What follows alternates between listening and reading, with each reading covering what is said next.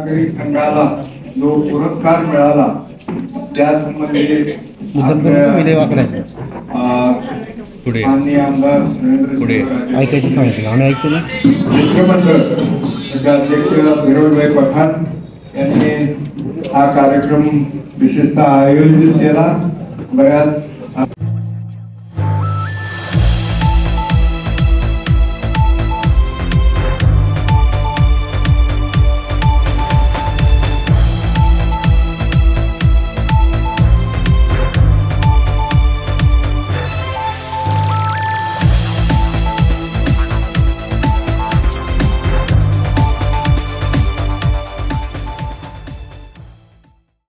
देतो आणि आज त्या कार्यक्रमाच्या दृष्टीनं महाराष्ट्राची स्थापना 2005 साली झाली आणि प्रत्यक्ष नोंदणी धर्मादाय आहे. की आता आपण येण्यापूर्वी 5 सभासद आमचे कायमचे आजीव सदस्य झाले 5025 करून आणि 20 तारखेला कार्यकारी मंडळाची सभा होते आणि कार्यकारिणीचा कालावधी 5 वर्षाच्या मार्गदर्शन केले जाते. आरोग्य शिबिर घेतली जातात. सहली क्रीडा स्पर्धा इत्यादी बाबत सभासभेद्वारे मार्गदर्शन केले जाते. कार्यकारी मंडळ या संघाचा कार्यक्रम आखतं त्याप्रमाणे कारवाई केली जाते. दर महिन्याच्या सहवास सभेत मागील सभेत काय केलं काय नाही वाढदिवस साजरे केले जातात. मासिक खर्चास मान्यता दिली जाते आणि प्रतिष्ठित व्यक्तींचे आरोग्यविषयक मानसिक विषयक अशी व्याख्याने ठेवली जातात.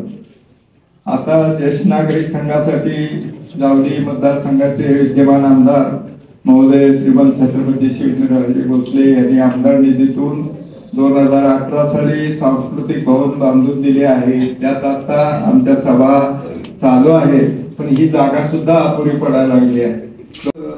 त्या जीवन चरित्राचा त्यांनी उल्लेख केलेला आहे. या पुस्तकाला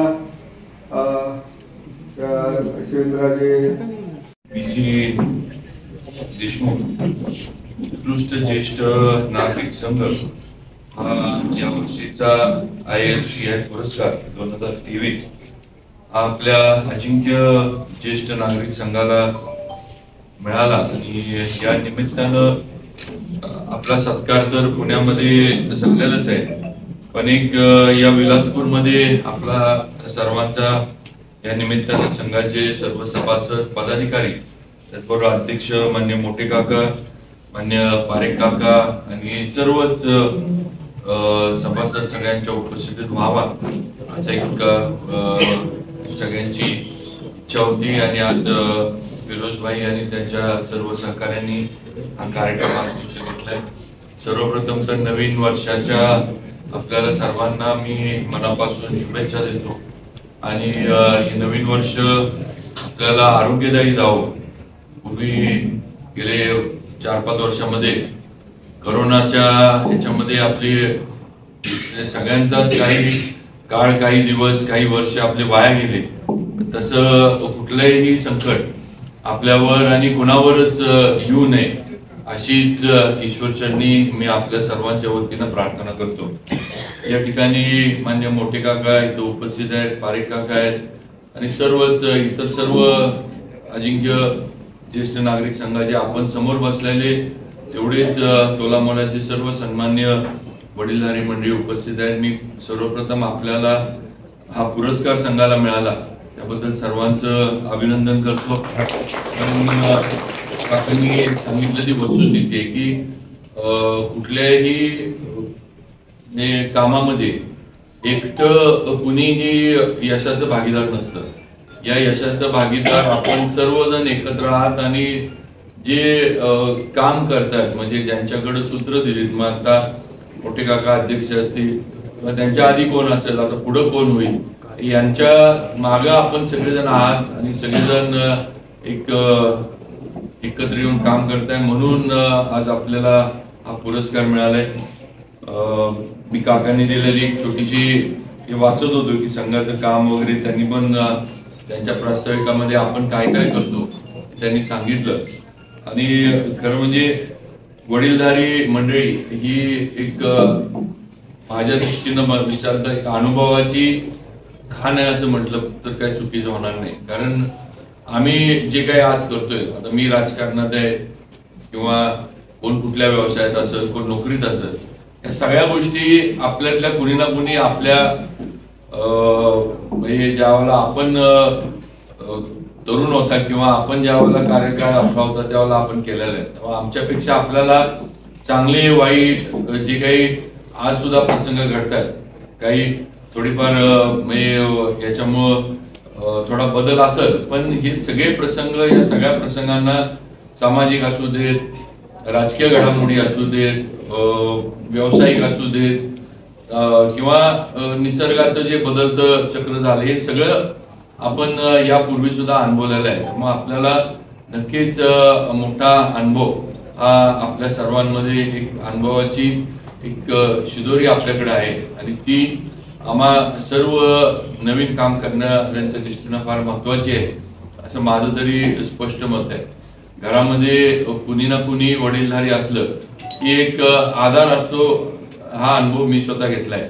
म्हणजे महाराज वारले त्यावेळेला आई घरी होत्या किंवा आई असायच्या, त्यांना नंतर 1-2 वर्षामध्ये पॅरालिसिस झाल्या, पण त्या चालणं फिरणं जरी त्यांचं बंद झालं होतं तरी एक आधार असायचा की घरात कोणतरी वडीलधारी आपल्या आहे.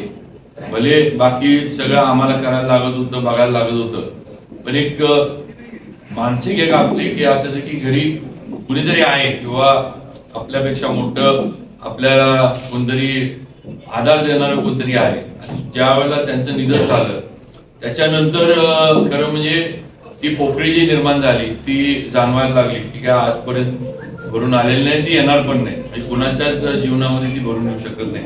किंवा आई वडिलांचं महत्व किंवा घरातल्या वडीलधारी माणसाचं महत्व काय असतं त्याचा नक्कीच अनुभव हा मला आहे, हे मी या ठिकाणी नक्कीच सांगू इच्छितो. आज संघाचे जे काम चाललंय हे काम अतिशय चांगलं आहे. मोठे काकांनी अनेक विषय आपल्या पुढे मांडले. नुसतंच एकत्र येणं किंवा नुसतंच संध्याकाळी कुठं वॉकला वगैरे आल्यानंतर भेटणं हा उद्देश नसून हे सर्व ज्या ज्या गोष्टी आपल्याला आजच्या मध्ये स्पर्श करतात त्या गोष्टीमध्ये संघ आपल्याबरोबर काम करतोय, ही एक अतिशय चांगली गोष्ट आहे. आणि नक्कीच आज सुद्धा काकांनी सांगितलं की ते सभासद आपले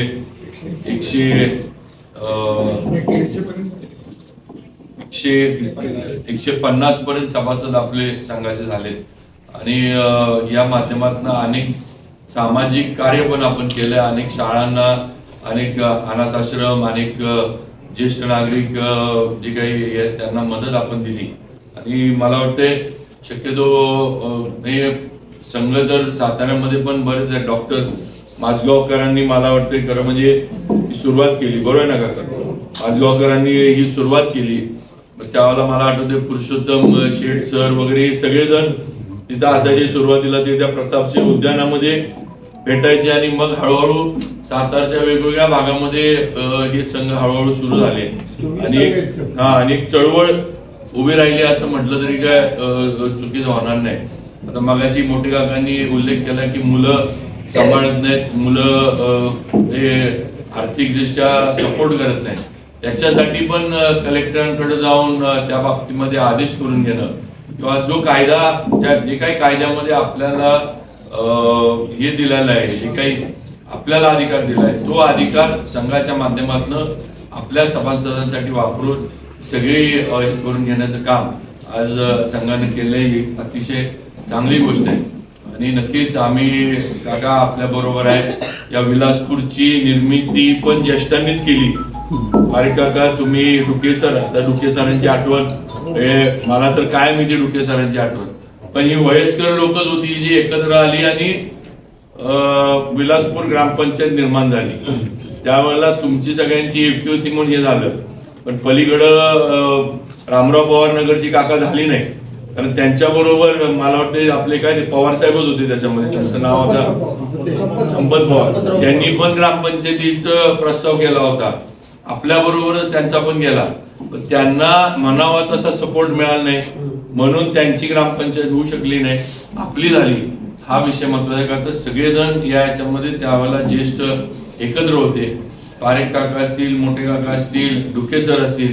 आम्ही मंत्रालयातले सगळे जिने एवढे वयस्कर लोक असले तरी त्या मंत्र्यांना हुडकायला, सचिवांना हुडकायला आम्ही सगळे जिने उलटे पालटे घालायचो आणि शेवटी तो निर्णय लागला आणि आपली ग्रामपंचायत झाली. आता नगरपालिकेत आपण गेलो, हा पुढचा भाग आहे. पण सगळे एकत्र या परिसरातले, या भागातले सगळे ज्येष्ठ मंडळी एकत्र होते आणि एक हे होतं की आपल्याला आपली ग्रामपंचायत करायची, आपल्याला त्रिशंकूमध्ये राहायचं नाही. आता आपलं काय इथं होऊ शकत नाही, म्हणून आपली ग्रामपंचायत झाली. ही सुद्धा वस्तुस्थिती या ठिकाणी मांडणं गरजेचं आहे असं मला वाटतं. मी अजिंक्य ज्येष्ठ नागरिक संघाला मनापासून शुभेच्छा देतो. काका, आपण कधी सांगा, आपल्याला जे काही आमच्याकडनं लागल, आता हे पारेख काकांनी मागं लागून किंवा पाठपुरावा करून हा हॉल आपल्यासाठी बांधून घेतला. पण पुढे सुद्धा आपल्या अनेक सोसायट्यांच्या ओपन स्पेसेस आहेत, काही अजून पण मोकळ्या आहेत. त्या ठिकाणी लायब्ररी, त्या ठिकाणी अजून काही वेगळं कार्यक्रम घेण्यासाठी किंवा त्या ओपन स्पेसेसचा योग्य वापर होण्यासाठी उगाचच कोणीतरी अतिक्रमण करायचं, कोणीतरी काय ठिकाणी तर आपल्याला पण माहिती आहे की ज्यांनी ते सगळे प्लॉट पाडले त्यांनी जमिनी पण विकून टाकल्या. म्हणजे ओपन स्पेसेस पण परस्पर काही ठिकाणी हे प्रकार पण झाले. ही सुद्धा वस्तुस्थिती आहे. त्यामुळं आपण नक्की सांगा की आपल्याला कुठं अजून काही आमच्याकडनं करून पाहिजे. त्याच्यासाठी राज्य सरकारकडनं आणि नगरपालिकेकडनं आम्ही निधी मागे लागून आणू. लायब्ररी असेल किंवा अजून एखादा हॉल असेल किंवा आणि काय असेल, आपली जी म्हणजे इच्छा म्हणा किंवा आपलं जे नियोजन आहे ते आपण आम्हाला सांगा. आम्ही त्या पद्धतीनं ते नियोजन अस्तित्वात आणण्याचं काम नक्की करू. हा शब्द अजिंक्य ज्येष्ठ नागरिक संघाला देतो. आज परत एकदा आपल्याला कैलासवासी BG देशमुख पुरस्कार, ILCI पुरस्कार 2023 न सन्मानित केलं. त्याबद्दल संघाच्या सर्व पदाधिकारी, सर्व सभासद, सर्व माझ्या वडीलधारी सगळ्या मंडळींचं, सगळ्यांचं, माझ्या सर्व माता येत आहेत, सगळ्यांचं मी मनापासून अभिनंदन करतो. मला इथं बोलवलं त्याबद्दल आभार मानतो. परत एकदा नवीन वर्षाच्या शुभेच्छा देतो आणि थांबतो. जय हिंद, जय भारत. चषक आणि हे सन्मानपत्र आणि 10,000 रुपये त्यांनी धनादेश दिलेला आहे. मी सन्मानपत्रातील एक मजकूर वाचतो आपल्याला. त्यामुळं आपला बक्षीस मिळालेलं आहे ते सन्मानपत्रामध्ये इंटरनॅशनल लॉन्जेसिव्हिटी सेंटर इंडिया, अजिंक्य ज्येष्ठ नागरिक संघ, विलासपूर, गोगरी, सातारा. ज्येष्ठ प्रशासकीय अधिकारी आणि भारताच्या केंद्र शासनाचे माजी मंत्रिमंडळ सचिव, भारताच्या भूतपूर्व पंतप्रधानांचे सल्लागार तसेच इंटरनॅशनल लॉजिस्टिक सेंटर इंडिया या सेवाभावी संस्थेचे माजी उपाध्यक्ष कैलासवासी श्री PG देशमुख IAS यांच्या स्मरणार्थ इंटरनॅशनल लॉजिस्टिक सेंटर इंडिया या संस्थेकडून देण्यात येणाऱ्या कैलासवासी श्री PG देशमुख सर्वोत्कृष्ट ज्येष्ठ नागरिक संघ 2023 या राज्यस्तरीय पुरस्कारासाठी आपल्या संघाची निवड करण्यात आली आहे. आज नवीन वर्षाचे सगळ्यांचे शुभेच्छा. छत्रपती आमदार शिवराजे भोसले महाराज साहेब, आपण वेळात वेळ काढून आपण आला या कार्यक्रमाला. सर्व प्रमुख व्यासपीठावर बसलेले सर्व ज्येष्ठ, समोर बसलेले माझे ज्येष्ठ माता भगिनी आणि सर्व या ज्येष्ठ नागरिक संघाचे, अजिंक्य ज्येष्ठ नागरिक संघाचे सर्वच कार्यकर्ते आणि सर्व सभासद यांचे खरं महाराजसाहेब खूप मनापासून सगळ्यांचे आभार मानायला पाहिजे. म्हणजे पालिका काका असू दे, मोठे काका, साठे काका, विस्कर काका, हे जे संघ त्या पद्धतीने चालवतात, सगळ्यांच्या कोऑर्डिनेशन, सगळ्यांना घेऊन संघ चालवायचं काम हे सगळे प्रमुख मंडळी करत असतात. सर्व इथं आलेले पदाधिकारी, सर्व ज्येष्ठ, सर्व ग्रामपंचायत सदस्य आहेत, काय पंचायत समिती सदस्य आहेत, सर्वच इथं आपण येणारे म्हणून सगळीजण उपस्थित राहिले. ज्येष्ठांचं मनापासून आभार मानायला पाहिजे. जसं पारिक काकांनी सांगितलं, भाऊसाहेब महाराजांपासून तुम्ही सगळीजण बसलेली सगळे मंडळी भाऊसाहेब महाराजांच्या बरोबर राहणारी माणसं आणि बरोबर खांद्याला खांदा देऊन काम करणारी माणसं. तसंच पारिकाकांच्या पद्धतीनं सांगितलं, ज्या पद्धतीनं विलासपूरचा आणि आपल्या फॉरेस्ट कॉलनीचा विकास होतो त्याला माध्यम फक्त श्रीमंत छत्रपती आमदार शिवेंद्रराजे भोसलेच आहेत. बाबाराजेंच्याच माध्यमातून सगळं काम होत असतं, ही सगळ्यांना नोंद करावी. आणि सगळ्यांच्या ज्या पद्धतीनं पारिकाकांनी सांगितलं, मतदान बाबांनाच जास्त व्हायला पाहिजे. आणि हे आपण सगळ्यांना या फॉरेस्ट कॉलनीतल्या सर्व नागरिकांना, विलासपूर असू दे, गोळीबार पायथन असू दे, ज्या पद्धतीनं आपले आमदार साहेब काम करतात त्यांना आपण सगळेजण बरोबर राहून त्यांना त्यांचे हात बळकट करावे एवढंच विनंती करतो. सर्व ज्येष्ठ आणि सर्व या कार्यक्रमाला उपस्थित राहिलेले सगळ्यांचे मनापासून आभार मानतो. त्यांचे ज्येष्ठांचे आज वाढदिवस आहेत. मी केक आणलाय, बाहेर केक कापूया. सगळ्यांना वाढदिवसांचे जे ज्येष्ठांचे वाढदिवस आहेत, पाटील काकांचा आहे, ताईंचा आहे, सगळ्यांच्या वाढदिवसाच्या मनापासून शुभेच्छा. आपले महाराज साहेब आपल्याला बाहेर फोटो बी काढायचा आहे, ह्या ट्रॉफीवर फोटो काढायचा आहे. खास करून तुम्हाला सांगायचं, हा कार्यक्रम पारिक काका आणि मोठे काकांच्या मी प्रेमापोटी घेतलेला आहे. म्हणजे ह्यांना मला सांगितलं आपल्याला हा पुरस्कार मिळाला, मी म्हणलं नाही, आपण महाराज साहेबांना बोलवून हा कार्यक्रम ज्येष्ठांचा मोठा कार्यक्रम करू. पण महाराष्ट्रात आपल्याला जी अजिंक्य ज्येष्ठ संघाला ही जे बक्षीस मिळालं आहे, हे पारितोषिक मिळालंय, यात खरोखर तुमच्या सगळ्यांचा खूप मोलाचा वाटा आहे. सगळीजण तुम्ही एकत्र आहेत म्हणून, सगळे ज्येष्ठ एकत्र आहेत म्हणून आपल्याला हे एवढं मोठं पारितोषिक आज महाराष्ट्राचं मिळतं. त्याबद्दल तुमचे सगळ्यांचे मनापासून आभार मानते. मला छोट्याशा कार्यकर्त्यांना, तुम्ही सर्वांना ज्येष्ठांना बोलायला सगळ्यांचे आभार मानून माझे 2 शब्द संपवतो. जय हिंद, जय महाराष्ट्र.